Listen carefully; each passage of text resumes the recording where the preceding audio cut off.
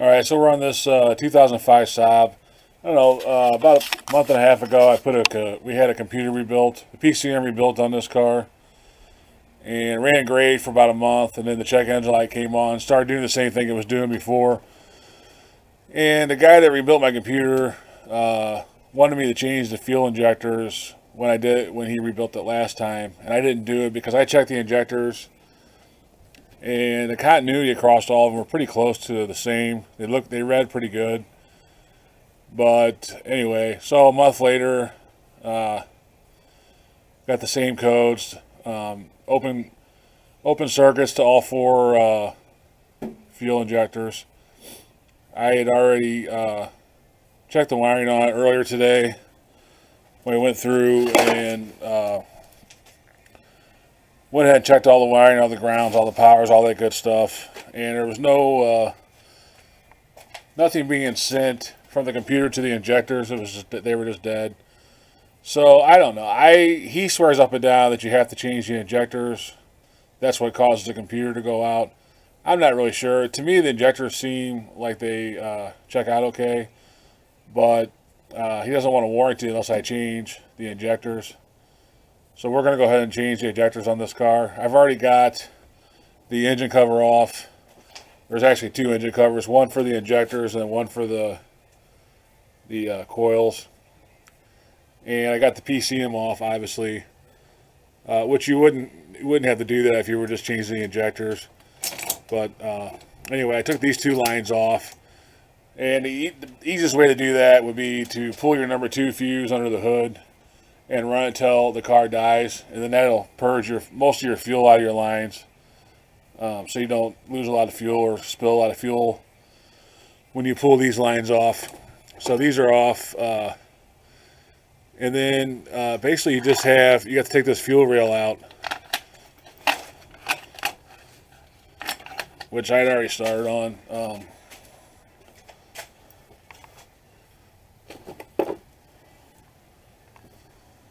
So you have this harness that's over it.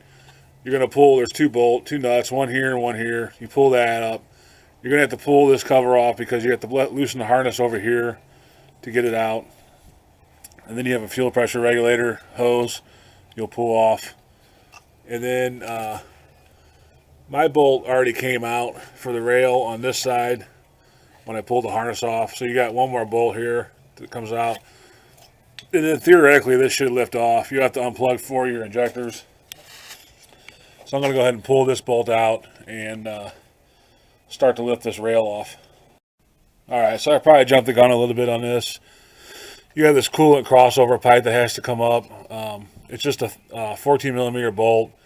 And you're going to have to take your temperature sensor off and move it out of the way.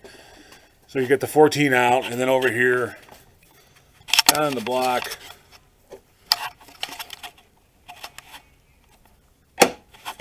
there's a bolt that goes right here, and then one underneath it. These two have to come out. They're 10 millimeter, and that'll allow you to move this out of the way to clear because the fuel rail, it's right in the way of the fuel rail.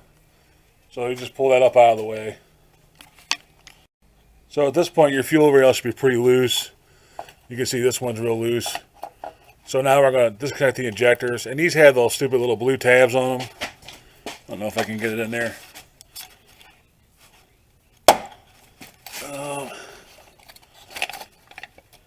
You have that blue tab down on the injector. That has to be pulled up before you can release the injector. So make sure you pull up all those little blue tabs. Pull them up one step, and then the injector, and then you press down on the black part, and that should release the injector. I'll try to show that to you a little bit better once I get it off. Alright, so I got the first one off. What you do is you get your little pick or screwdriver behind this blue piece, and you pull that up one step, and then you take your screwdriver and press in on the black tab, and then it should pull right off. You can see this one's pulled up, and then you press on this. I don't know if I can do it with one hand. Yeah, I can't really do it with one hand, but that's the concept. You just pull that up, press on the black, and it should pull right out. Alright, once you pull the fuel rail out, it should look something like this. we work on the same car, it's look exactly like this. So we're going to go about changing the injectors out, and there's two different injectors on these Saabs, from what I understand. We got the 2.0 with a little bit bigger engine than the older 2.0, and I believe those are the green injectors. And then they have like a red injector for the other style, which I think the other style is more common on this year than the green ones, because I had a hard time finding the green ones. I bought some OEM refurbished green ones online from a reputable company. So, because these are about $90 a piece if you buy them new from like O'Reilly's or somewhere. And I didn't even call to see what Saab would charge, or GM or whoever, for some brand new ones. But I'm sure it's really pricey. So anyway, these are the ones I'm putting in are refurbed. It was about $170, somewhere around there. I can't remember. I bought them about 2 or 3 weeks ago. So anyway, we'll go about changing those out and getting this thing back together, at least as far as we can until I get the computer back. All right, so the first thing I usually do is I pull the fuel injector sleeve off, which is on the bottom here. They just pull right off. You can use your hand, pull them off. Clean it up real good. This one was real dirty on the inside. So you clean it up real good, the inside and outside, if you don't buy new ones. And then pull your O-ring off. Just get a small pick and put a new O-ring on it. So that one's ready to go on, back on. And then this is what holds your fuel injector on. So you just pry off on each end. There's a little tab on each end. You just pop them off, and then it slides back. And then you just pull your injector out. Now, the manufacturer instructions say use Vaseline on these O-rings. So, you know, the new ones come with O-rings already installed. So just put a little Vaseline. It says sparingly too. I know there's a big debate. Use silicone, use WD-40, use motor oil. I like to use whatever the manufacturer suggests. So they say Vaseline, so that's what I'm going to use on this.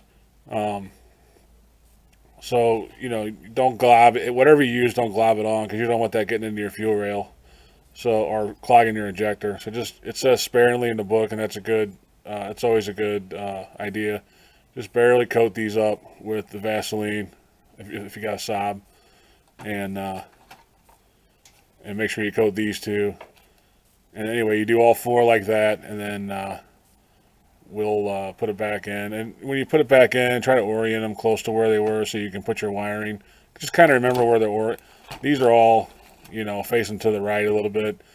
You don't want it backwards or whatever, because you want to get your wiring back in close. You want them put them close to where they were at for the wiring. So just kind of note where the orientation is on it, and try to put them close to there. You can spin them a little if you're off, but you don't want to be like 180 out or something. So anyway, we'll change all four, pop them back in, and then we'll put this rail back in. One thing I'll add about these retainers, they're really easy to get off if you just get behind them and rotate them out to the side. But when you put them back on, if you're not paying attention, if you put this too far into the rail, you'll cover up these slots right here. I don't know if you can see that real well.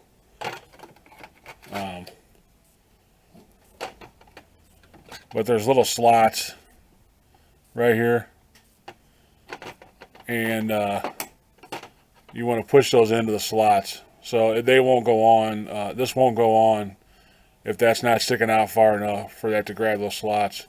Just a little note, I pushed one in a little bit too far, and I couldn't figure out why it wouldn't go back on. Then I realized that I had those slots. So, and then the other thing, if you pull your injector out, like these two pulled out and the O-ring stayed in the rail, make sure you fish those out before you try to put the new one in. So sometimes these O-rings on the top will stay in the rail. So if you pull it out and it looks like this, then your O-ring's still in here, and you want to fish that out before you try to put the new one in. So anyway, I got these two in. I'll put the other two in, and then we'll go to the car. And this is why you want to clean those sleeves up. You can see how gunky they are. There's a lot of stuff in there. So you spray them down, wipe them out, and change the O-ring on those. And because you don't want this gunk and stuff getting into your injectors. One thing I forgot to mention, it's a good idea. Before I took that fuel rail off, I blew the manifold off real good, so you clean it off as best as possible. And then after I got the manifold or the fuel rail off, I blew them out again, just to make sure nothing falls down in the holes and it's clean for the rail to go back in. So it's just something I wanted to add because I forgot to mention that I had already sprayed that off before I took it off. It's good to do it before you take it off, that way nothing falls down in the holes. Alright, so after you got all your injectors in and your sleeves back on, now we're going to hook the wires back up, and then we'll gently press this down until it seats. You don't want to go crazy. You want to make sure they all four line up before you press too hard on it. So anyway, it's easier to plug the injectors in first before you get everything in. So go ahead and do that first, and then gently just work this back down until it seats. All right, once you got the fuel rail, all the fuel injectors plugged in, the fuel rail seated, go ahead and tighten these two bolts down to 7 foot-pounds of torque. And the next thing we'll do, we'll put that crossover pipe back on. All right, so when you install this crossover pipe, make sure both your brass washers are on there. There should be one on either side of this pipe. So, when you take this off, if you lose it or it falls somewhere or whatever, make sure you retrieve it, recover it, and put it back on. So it should be a little washer on each end, on one of the bolt, one to the intake here, or the head. And then you got to put these two bolts back in on the bracket. There's one here, it's kind of dirty, and there's one right up there, right there. Those two right there. That's what holds that crossover pipe to the block. So the next thing you want to do is plug in your temperature sensor, and then put your wiring harness back where it's supposed to be. And now's a good time to plug your fuel regulator back in. So you'll run your nuts down for your wiring harness, and then we'll put these fuel lines back on. So the next thing is these two nuts for the wiring harness. All right, after you got your two lines hooked back up, go ahead and double check and make sure all your wiring's hooked back up. If you took anything else off, and then now's the time you put your covers back on. Of course, I'm not going to do that on this car because I'm still waiting for the computer to come back. The guy actually called me while I was doing this job, and he said that the computer had passed the test he did, but he went ahead and changed the chips anyway.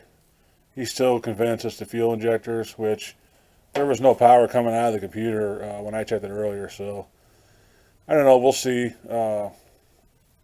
But he highly recommends, if you have computer work done for your fuel injector drivers, to change your fuel injectors, because he believes that's what causes the computer to go out. So this car's got like 260 or 70,000 miles on it, so it's possible. Anyway, that's pretty much it for fuel injectors on a 2.0 Saab. And if you have any questions or comments, please leave them below, and please subscribe to the channel. Thanks, and have a good day.